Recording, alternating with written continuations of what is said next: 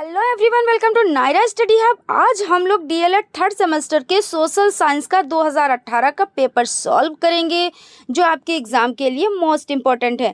Friends, आप लोग अच्छे से जानते हैं कि क्वेश्चंस रिपीट होते हैं, सो प्लीज़ वीडियो को बिल्कुल भी स्किप ना करें और वीडियो को लास्ट तक ज़रूर देखें। तो देख लेते हैं। देखिए, इसमें जो समय होता है वो 2 घंटे का होता है और इसमें पूर्णांक 50 का होता है। उसके बाद देख लेते हैं। देखिए, ये वस्तुनिष्ठ प्रश्न, प्रत्येक प्रश्न का 1 अंक आप लोगों को प्रोवाइड होगा, यानी 1 अंक प्रोवाइड होता है। चलते हैं, देख लेते हैं आज की सीरीज का फर्स्ट नंबर क्वेश्चन। देखने से पहले फ्रेंड्स, अगर आप हमारे चैनल पर नए हैं तो चैनल को सब्सक्राइब ज़रूर कर दें और बेल आइकन को भी ज़रूर प्रेस कर दें, जिससे आने वाली वीडियोज़ आप तक पहुँच सके। तो फ्रेंड्स, देखते हैं। देखिए, ग्रांड ट्रंक रोड का निर्माण कराया था। तो ऑप्शन आ है अलाउद्दीन खिलजी ने, ऑप्शन बा है बाबर ने, ऑप्शन सा है हुमायूं ने और ऑप्शन दा है शेरशाह ने। तो इसका जो राइट आंसर है वो आपका हो जाता है ऑप्शन दा, यानी शेरशाह ने। नेक्स्ट क्वेश्चन देख लेते हैं। मुगल काल में चित्रकला का उत्कृष्ट हुआ। ऑप्शन आ है जहांगीर के शासनकाल में, ऑप्शन बा है हुमायूं के शासनकाल में, ऑप्शन सा है अकबर के शासनकाल में और ऑप्शन दा है शाहजहां के शासनकाल में। तो इसका राइट आंसर जान लेते हैं। इसका राइट आंसर आपका ऑप्शन आ हो जाता है, यानी कि जहांगीर के शासनकाल में। यानी कि देखिए, मुगल काल में चित्रकला का उत्कृष्ट हुआ तो जहांगीर के शासनकाल में। उसके बाद चलते हैं नेक्स्ट क्वेश्चन की तरफ, देख लेते हैं नेक्स्ट क्वेश्चन।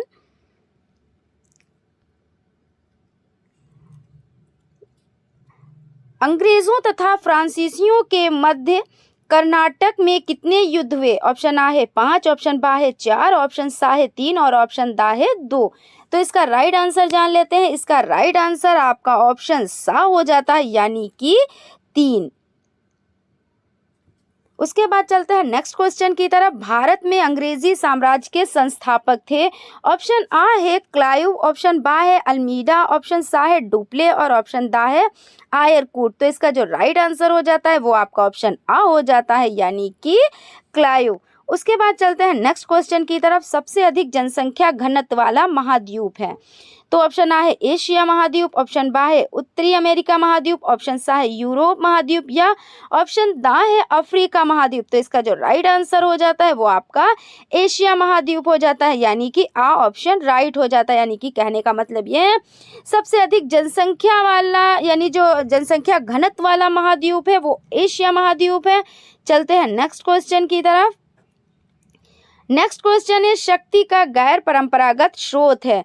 तो ऑप्शन आ है खनिज तेल, ऑप्शन बा है प्राकृतिक गैस, ऑप्शन सा है सौर ऊर्जा और ऑप्शन दा है कोयला। तो शक्ति का गैर परंपरागत स्रोत तो सौर ऊर्जा, यानी कि आपका ऑप्शन सा राइट हो जाता है। उसके बाद चलते हैं नेक्स्ट क्वेश्चन की तरफ। नेक्स्ट क्वेश्चन है, ग्रीन इंडिया मिशन प्रारंभ किया गया। तो देख लेते हैं।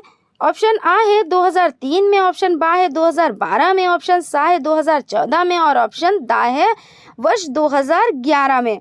तो इसका राइट आंसर देख लेते हैं। इसका राइट आंसर आपका ऑप्शन सा, यानी कि वर्ष 2014 में, यानी कि ग्रीन इंडिया मिशन प्रारंभ किया गया वर्ष 2014 में।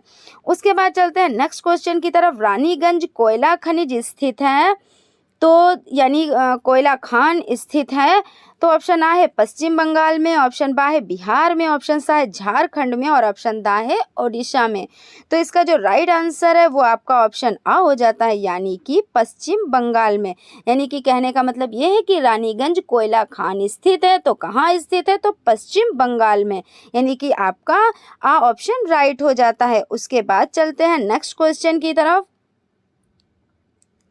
नेक्स्ट क्वेश्चन है आपका, न्यायपालिका का कार्य नहीं है। ऑप्शन आ है संविधान की रक्षा करना, ऑप्शन बा है मौलिक अधिकारों की रक्षा करना, ऑप्शन सा है कानूनों का क्रियान्वयन करना और ऑप्शन दा है न्यायिक पुनरावलोकन करना। तो देखिए, इसका राइट आंसर देख लेते हैं। इसका राइट आंसर आपका ऑप्शन देखिए ऑप्शन सा हो जाता है, यानी कि कानूनों का क्रियान्वयन करना। उसके बाद चलते हैं नेक्स्ट क्वेश्चन की तरफ। नेक्स्ट क्वेश्चन है, उच्चतम न्यायालय के किसी न्यायाधीश को महाभियोग पर यानी महाभियोग द्वारा पद से हटाने की शक्ति निम्न में से प्राप्त है। तो किसे प्राप्त है देख लेते हैं। ऑप्शन आ है केंद्रीय मंत्रिपरिषद को, ऑप्शन बा है संसद को, ऑप्शन सा है निर्वाचन आयोग को और ऑप्शन दा है संसद व राज्य विधानसभाओं को। तो इसका जो राइट आंसर हो जाता है वो आपका ऑप्शन बा हो जाता है, यानी कि संसद को। उसके बाद चलते हैं नेक्स्ट क्वेश्चन की तरफ। नेक्स्ट क्वेश्चन है संसद का उच्च सदन या द्वितीय सदन है। तो ऑप्शन आ है लोकसभा, ऑप्शन बा है राज्यसभा, ऑप्शन सा है विकल्प आ और बा दोनों और ऑप्शन दा है उपर्युक्त में से कोई नहीं। तो जो इसका राइट आंसर हो जाता है वो आपका देखिए ऑप्शन बा, यानी कि संसद का उच्च सदन या द्वितीय सदन राज्यसभा है। ठीक है ना। उसके बाद चलता है नेक्स्ट क्वेश्चन की तरफ। राष्ट्रपति पद के नामांकन के लिए कितने प्रस्तावों एवं अनुमोदकों की आवश्यकता होती है। तो ऑप्शन आ है 50 प्रस्ताव 20 अनुमोदक, या 50 प्रस्ताव 10 अनुमोदक, या 50 प्रस्ताव 50 अनुमोदक, या 20 प्रस्ताव 20 अनुमोदक। तो इसका जो राइट आंसर है वो आपका ऑप्शन सा हो जाता है, यानी कि 50 प्रस्ताव 50 अनुमोदक। ठीक है ना। इसके बाद चलते हैं नेक्स्ट क्वेश्चन की तरफ। नेक्स्ट क्वेश्चन है रेल का सबसे बड़ा राष्ट्रीयकृत प्रतिष्ठान है। तो इसमें देखिए ऑप्शन आ है रेलवे, ऑप्शन बा है रोडवेज सड़क परिवहन, ऑप्शन सा है वायु परिवहन और ऑप्शन दा है जल परिवहन। तो इसका जो राइट आंसर हो जाता है वो आपका ऑप्शन आ हो जाता है, यानी कि रेलवे। उसके बाद चलते हैं नेक्स्ट क्वेश्चन की तरफ। देखिए देश की मुद्रा की पूर्ति को नियमित करता है। तो ऑप्शन आ है भारतीय रिजर्व बैंक, ऑप्शन बा है state bank of India, option सा है व्यापारिक बैंक और ऑप्शन दा है भारतीय औद्योगिक विकास बैंक। तो इसका जो राइट आंसर है वो आपका ऑप्शन आ हो जाता है, यानी कि भारतीय रिजर्व बैंक। यानी कि देखिए देश की मुद्रा की पूर्ति को नियमित करता है, कौन करता है, तो भारतीय रिजर्व बैंक। उसके बाद देखिए एक क्वेश्चन यहाँ पे रह गया है जो आपके 2018 में आया है। इसमें है देखिए क्वेश्चन है निम्नलिखित में से कौन सा केंद्र सरकार की आय का स्रोत नहीं है।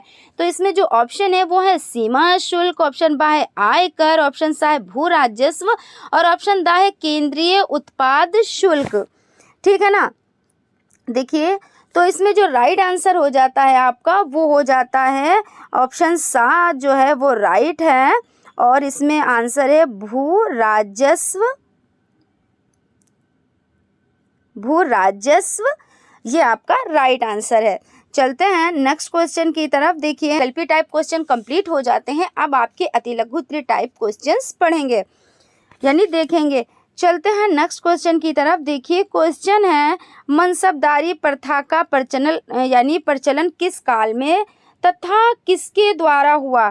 तो इसमें देखिए मनसबदारी प्रथा का प्रचलन मुगल काल में अकबर के द्वारा, किसके द्वारा, तो मुगल काल में अकबर के द्वारा।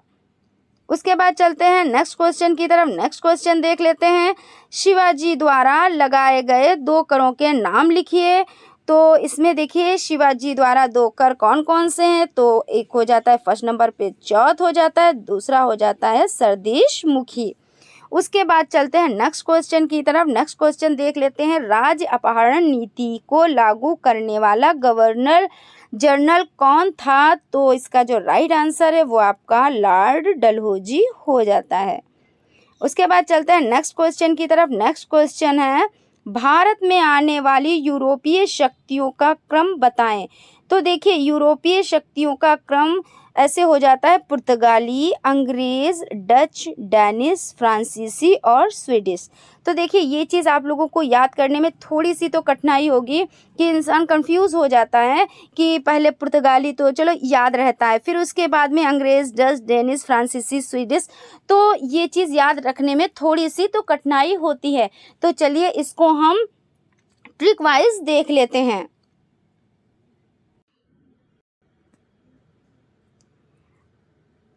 इसमें ट्रिक देखिए है कि पुर्तगाली, अंग्रेज, डच, डेनिश, फ्रांसीसी, स्वीडिश। तो इसमें है देखिए पा में छोटा ऊ की मात्रा आ, पुआ और डैडी और हो गया फास, पुआ, डैडी, फास। तो देखिए पा में छुटौ की मात्रा, पू से हो गया पुर्तगाली, आ से हो गया अंग्रेज, डा से हो गया डच यानी डेडी, तो डा से हो गया डच, और सेकेंड डी से हो गया यानी डी, डी से हो गया डैनिश, और देखिए फा से हो गया फ्रांसीसी, और सा से हो गया स्वीडिश। तो आशा करती हूँ आप लोगों को अच्छे से समझ में आ गया होगा कि आप इस ट्रिक से अच्छे से इसको याद रख सकते हैं। ठीक है ना, चलते हैं नेक्स्ट क्वेश्चन की तरफ। नेक्स्ट क्वेश्चन है, भारत की सबसे बड़ी बहुउद्देशीय नदी घाटी परियोजना का नाम लिखिए।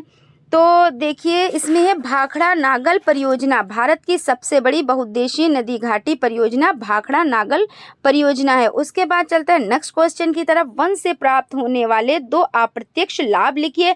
देखिए यहाँ पे अप्रत्यक्ष लाभ लिखने हैं, प्रत्यक्ष लाभ नहीं लिखने हैं। आप लोग इनमें अंतर अच्छे से जानते हैं। देखिए अप्रत्यक्ष लाभ की अगर बात कर ली जाए तो वन वायुमंडल में CO2 की सांद्रता को नहीं बढ़ने देते, और सेकंड नंबर पर है वन बादलों को अपनी ओर आकृष्ट करके जल वृद्धि करने में सहायता होते हैं, यानी कि सहायक होते हैं। उसके बाद चलते हैं नेक्स्ट क्वेश्चन की तरफ। विश्व में अधिकतर मछली क्षेत्र किस प्रकार के कटिबंध में मिलते हैं? तो देख लेते हैं इसका आंसर। विश्व के प्रमुख मछली क्षेत्र 40 डिग्री से 50 डिग्री उत्तरी अक्षांशों के मध्य पाए जाते हैं। यह शीतोष्ण कटिबंधीय क्षेत्र 4 भागों में बांटा गया है। देख लेते हैं। देखिए फर्स्ट नंबर पर है उत्तरी पश्चिमी प्रशांत महासागरीय क्षेत्र, सेकंड नंबर पर है उत्तरी पश्चिमी अटलांटिक महासागरीय क्षेत्र, थर्ड नंबर पर है उत्तरी पूर्वी अटलांटिक महासागरीय क्षेत्र, और फोर्थ नंबर पर है उत्तरी पूर्वी प्रशांत महासागरीय क्षेत्र। ठीक है ना। उसके बाद चलते हैं नेक्स्ट क्वेश्चन की तरफ। नेक्स्ट क्वेश्चन देख लेते हैं। देखिए शक्ति के संसाधन से आप क्या समझते हैं? तो शक्ति के संसाधनों का जितना अधिक उपयोग व्यापारिक स्तर पर किया जाता है, उत्पादकों की मात्रा एवं विविधता भी उतनी अधिक होती है। शक्ति संसाधन शांति एवं विकास के साथ ही अन्य विपरीत परिस्थितियों में भी महत्वपूर्ण भूमिका निभाते हैं। इनके समुचित विकास द्वारा ही किसी देश को औद्योगिक आत्मनिर्भरता प्राप्त हो जाती है। जैसे देखिए कोयला, खनिज तेल, पेट्रोलियम, जल विद्युत इत्यादि। उसके बाद चलते हैं नेक्स्ट क्वेश्चन की तरफ। देखिए नेक्स्ट क्वेश्चन है, राष्ट्रपति राज्यसभा में 12 सदस्य किन क्षेत्रों से मनोनीत करता है? तो उत्तर है साहित्य, विज्ञान, कला तथा सामाजिक क्षेत्र से विशेषज्ञ को राष्ट्रपति जी मनोनीत करते हैं। उसके बाद चलते हैं नेक्स्ट क्वेश्चन की तरफ। भारत के प्रथम एवं वर्तमान प्रधानमंत्री का नाम बताएं।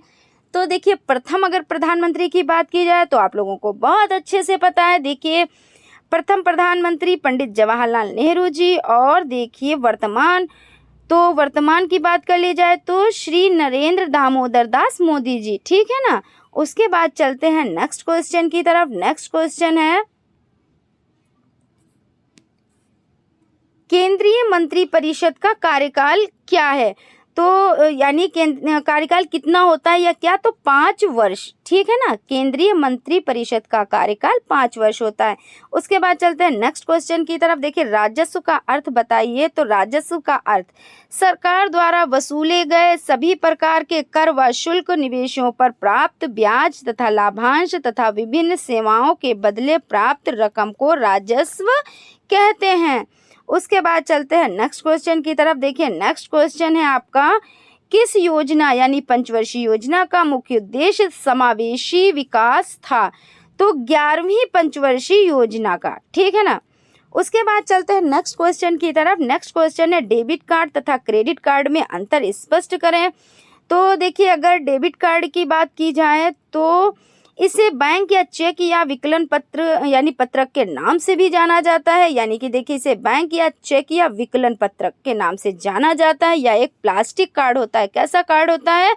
तो प्लास्टिक कार्ड होता है जो खरीदारी करते समय भुगतान की वैकल्पिक पद्धति प्रदान करता है। इससे रुपए तुरंत निकाले जाते हैं। ठीक है ना। और अगर देखिए क्रेडिट कार्ड की बात की जाए, क्रेडिट कार्ड या उधार, देखिए नाम से ही पता चल रहा है, क्रेडिट कार्ड या उधार पत्रक एक छोटा प्लास्टिक कार्ड है जो एक विशिष्ट भुगतान प्रणाली के उपभोक्ताओं को जारी किए जाते हैं। इस कार्ड के द्वारा धारक इसे वादे के साथ वस्तुओं को खरीद सकता है कि वह बाद में इनका भुगतान करेगा। देखिए अगर इन्हें अपने शब्दों में हम समझे तो समझ सकते हैं इस तरह से कि देखिए डेबिट कार्ड क्या होता है, डेबिट कार्ड में अपने ही पैसे अकाउंट में होते हैं और हमें एक प्लास्टिक कार्ड मिलता है। उस कार्ड को हम जैसे शॉपिंग करने जाते हैं या कहीं भी गए तो हम उस कार्ड को यूज़ कर सकते हैं। उस कार्ड से जो पैसा खर्च होता है यानी कि जो रुपए खर्च होते हैं वो हमारे ही होते हैं, हमारे अकाउंट में होते हैं और वहाँ से वो कटते हैं। और अगर हम क्रेडिट कार्ड की बात करें तो क्रेडिट कार्ड में ये होता है कि जब क्रेडिट कार्ड बनता है तो उसमें सिविल चेक किया जाता है। प्लस क्या होता है, प्लस जैसे अगर आप जॉब कर रहे हो या आप बिजनेसमैन हो तो उसमें आपका इसमें सर्टिफिकेट लगता है कि हाँ अगर आपके पास आपका सिविल अच्छा है तो आपका ये कार्ड बन जाता है। उसमें आपको मतलब एक कार्ड के ज़रिए आपको बैंक से पैसा उधार मिलता है, आप उससे शॉपिंग करें और मतलब कोई भी आप खर्चा कर सकते हैं। उसके बाद में आपको बैंक को उसको लौटाना होता है। इसमें क्या होती है, एक लिमिट होती है कि आपका कार्ड इतनी लिमिट का बना है। जैसे मान लीजिए 1 लाख का कार्ड बना है या 50,000 का बना है या 4 लाख का बना है, 5 लाख का बना है, वो आपके सिविल पर डिपेंड करता है। फिर उसके बाद में क्या होता है, उस कार्ड से आप शॉपिंग करते हैं और बाद में उस कार्ड पे आप उसका बैंक को आप पैसा वापस कर देते हैं। ये आपका क्रेडिट कार्ड हो गया और डेबिट कार्ड। आशा करती हूँ आप लोगों को अच्छे से समझ में आया होगा। उसके बाद चलते हैं नेक्स्ट क्वेश्चन की तरफ। भारत में देखिए, भारत में संचार के 2 साधनों के नाम लिखें। तो 2 साधन में देखिए रेडियो हो गया, टेलीविज़न हो गया, टेलीफोन हो गया, इंटरनेट हो गया, मोबाइल हो गया। इसमें से देखिए उन्होंने 2 के बारे में पूछा तो आप 2 लिख सकते हैं और आप ये इतने लिख देंगे तो इसमें कोई दिक्कत नहीं है। अगर आप 2 लिखेंगे तब भी आपको पूरे नंबर ही प्रोवाइड होंगे, ठीक है ना। उसके बाद चलते हैं नेक्स्ट क्वेश्चन की तरफ। यहाँ से देखिए आपके बहुविकल्पीय टाइप क्वेश्चंस और अति लघुत्तरीय टाइप क्वेश्चंस कंप्लीट हो जाते हैं। अब हम लोग लघुत्तरीय टाइप क्वेश्चंस देखते हैं। देखिए लघुत्तरीय टाइप क्वेश्चंस प्रत्येक प्रश्न 2 अंक का होता है, ठीक है ना। आप जैसे एक क्वेश्चन हल करेंगे तो उसके लिए आपको 2 नंबर मिलेंगे। चलते हैं देखते हैं। क्वेश्चन है पानीपत का तृतीय युद्ध कब हुआ, इसके क्या परिणाम हुए। तो आइए देख लेते हैं कि पानीपत का तृतीय युद्ध कब हुआ और इसके क्या परिणाम हुए। आप लोग ये चीज़ पढ़ चुके हैं और बहुत ही अच्छे से पढ़ चुके हैं और ट्रिक वाइज पढ़ चुके हैं। और आपको डिटेल में पढ़ना है, ट्रिक वाइज पढ़ना है तो आप प्लेलिस्ट पे जाके वीडियो देख सकते हैं। बाकी यहाँ पे भी आपको उसी तरीके से पढ़ाया जाएगा और अगर ज़्यादा जानकारी, ज़्यादा डिटेल चाहिए तो आप प्लेलिस्ट पे जाके आप वीडियो देख सकते हैं। देखिए पानीपत का तृतीय युद्ध कब हुआ, इसके क्या परिणाम हुए। तो सबसे पहले तो पानीपत का तृतीय युद्ध 14 जनवरी 1761 ईस्वी में कब हुआ था। तो 14 जनवरी और देखिए कब हुआ, 1761 ईस्वी में अहमद शाह अब्दाली व मराठों के बीच में हुआ।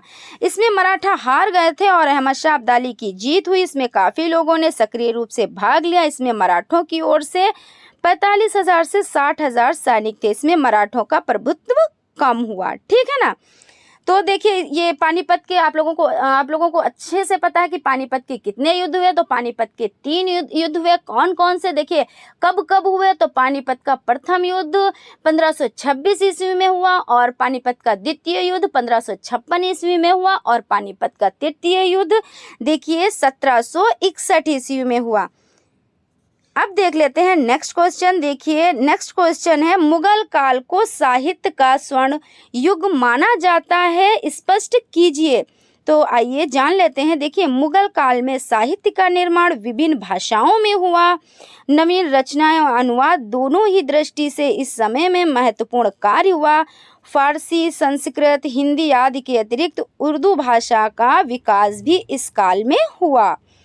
फारसी साहित्य में मुख्य स्थान ऐतिहासिक पुस्तकों एवं आत्मकथाओं का है।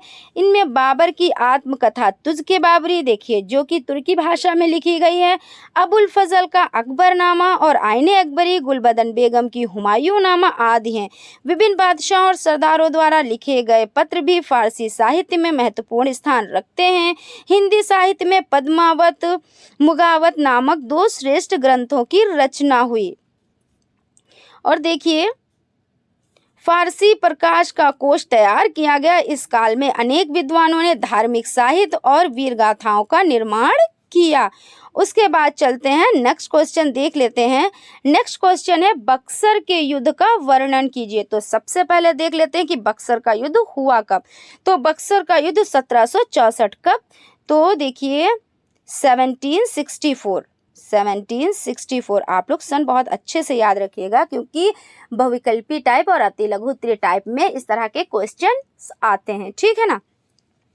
तो देखिए मीर कासिम अवध के नवाब एवं मुगल सम्राट शाह आलम द्वितीय की संयुक्त सेना तथा अंग्रेजों की सेना के साथ 1764 ईस्वी में बक्सर के मैदान में भीषण संग्राम हुआ।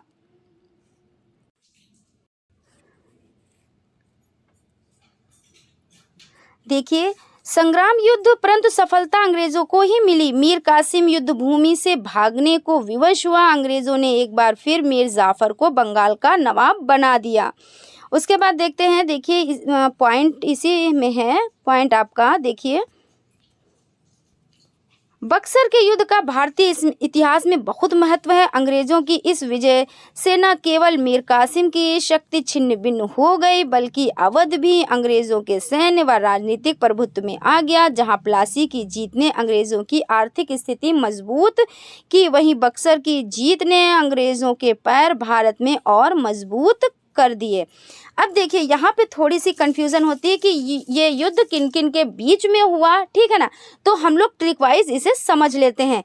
तो देखिए इसमें किसके बीच में हुआ, तो मीर कासिम अवध के नवाब एवं मुगल सम्राट शाह आलम द्वितीय की संयुक्त, मतलब ये लोग एक तरफ थे सेना तथा अंग्रेजों की सेना के साथ, ठीक है ना। तो इसमें देखिए ट्रिक कौन सी है कि मामू अब आ, ठीक है ना। तो मामू, देखिए इसको इरेज कर देते हैं उसके बाद करते हैं। ये ट्रिक है मामू अब आ। तो इसमें देखिए माँ से कौन हो जाते हैं, माँ से आपके मीर कासिम हो जाते हैं, ठीक है ना, मीर कासिम। और देखिए ये जो माँ है आपका, तो ये माँ मुगल सम्राट, ठीक है ना, कौन, तो मुगल सम्राट।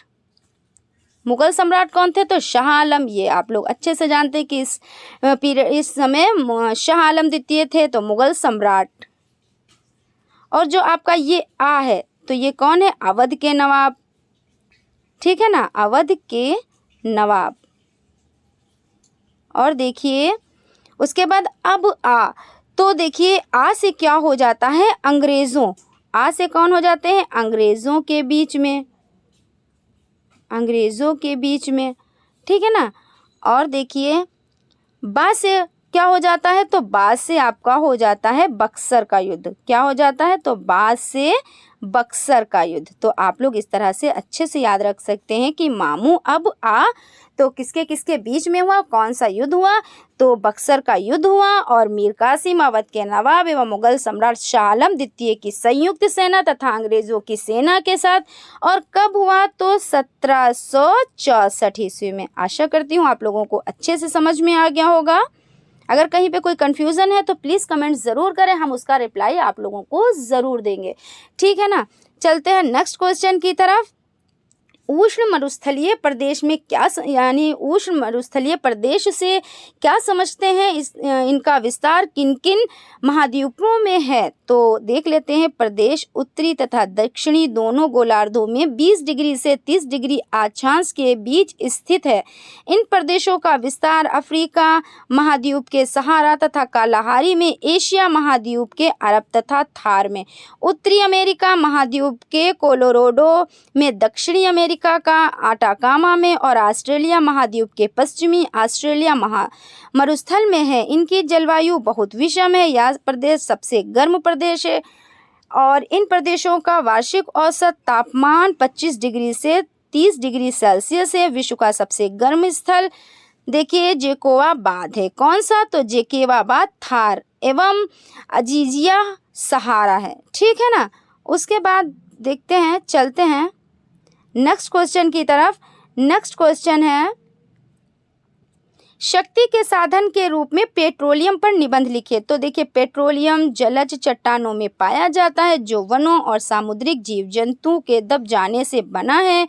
तेल प्रायः नमकीन जल और गैसों के साथ मिला पाया जाता है। पेट्रोलियम का उपयोग परिवहन के साधनों के संचालन में किया जाता है। इसके अतिरिक्त रासायनिक पदार्थ, कृत्रिम रबड़, विस्फोटक पदार्थ, सुगंधित द्रव्य, नायलॉन, प्लास्टिक आदि के निर्माण में भी पेट्रोलियम का प्रयोग किया जाता है। उसके बाद चलते हैं नेक्स्ट क्वेश्चन की तरफ। देखिए, नेक्स्ट क्वेश्चन है आपका, वन संरक्षण क्या है, इसके उपायों को सुझाइए। तो वन संरक्षण 29 मार्च 2015 में वनों के संरक्षण तथा वनों के विकास के लिए वन संरक्षण अधिनियम 1980 पारित किया। इस अधिनियम का मुख्य उद्देश्य वनों का विनाश और वन भूमि को गैर वानिकी कार्यों में उपयोग से रोकना था। इसमें देखिए, इसके उपाय वनों संबंधी योजनाएं इस प्रकार हो ताकि संरक्षण को बढ़ावा मिले। नंबर 2 है, वनों की कटाई जहां तक संभव हो रोकी जानी चाहिए। ठीक है ना। उसके बाद चलते हैं नेक्स्ट क्वेश्चन की तरफ। नेक्स्ट क्वेश्चन है, वे कौन से विभिन्न तरीके हैं जिनके द्वारा लोकसभा केंद्रीय मंत्रिपरिषद पर नियंत्रण रखती है। तो देखिए, केंद्रीय मंत्रिपरिषद लोकसभा के प्रति सामूहिक रूप से उत्तरदायी है। केंद्रीय मंत्रिपरिषद तभी तक अपने पद पर बनी रह सकती है जब तक उसे लोकसभा का विश्वास प्राप्त ना हो। लोकसभा मंत्रिपरिषद के विरुद्ध अविश्वास प्रस्ताव पारित कर उसे अपदस्थ कर सकती है। काम रोको प्रस्ताव पारित करके केंद्रीय मंत्रिपरिषद की गलतियों को प्रकाश में ला सकती है। प्रश्न पूछकर आलोचना कर सकती है। ठीक है ना। उसके बाद चलते हैं नेक्स्ट क्वेश्चन की तरफ। नेक्स्ट क्वेश्चन देख लेते हैं। देखिए, भारत में जनहित याचिका का आरंभ कब हुआ? जनहित याचिका के 2 लाभ लिखिए। तो भारत में इसकी शुरुआत 1981 से हुई।